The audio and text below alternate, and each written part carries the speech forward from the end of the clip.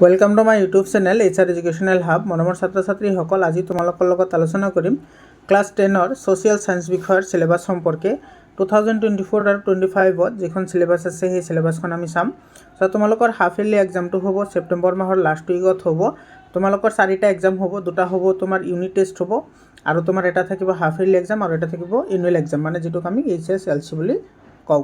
এতিয়া তোমালোকৰ যিখিনি ইউনিট টেষ্টৰ যিখিনি চিলেবাছ আছে সেইখিনি স্কুলৰ পৰা দিব।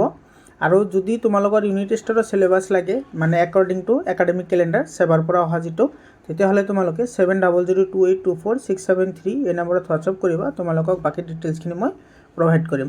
তো চোৱা, হাফ ইয়াৰলি এক্সামত কি কি লাগিব? হিষ্ট্ৰী, মানে যিটো তোমাৰ ইতিহাস আছে সেইটোৰ পৰা লাগিব 1, 2, 3 and 4 এই 4টা চেপ্টাৰ লাগিব। জিঅ'গ্ৰাফী মানে ভূগোলৰ পৰা লাগিব 1 নম্বৰ চেপ্টাৰ, 2 নম্বৰ চেপ্টাৰ আৰু 3 নম্বৰ চেপ্টাৰ লাগিব। আৰু যিটো পলিটিকেল ছায়েন্স আছে সেইটোৰ পৰা লাগিব চেপ্টাৰ 1, মাত্ৰ এটা চেপ্টাৰ লাগিব। আৰু ইকনমিক্স মানে অৰ্থনীতি বিজ্ঞানৰ পৰা মাত্ৰ এটা চেপ্টাৰ লাগিব।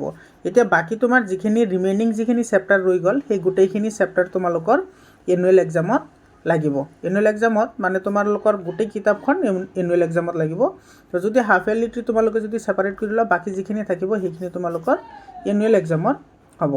আশা কৰিছোঁ তোমালোকৰ সহায় হ'ব। ধন্যবাদ।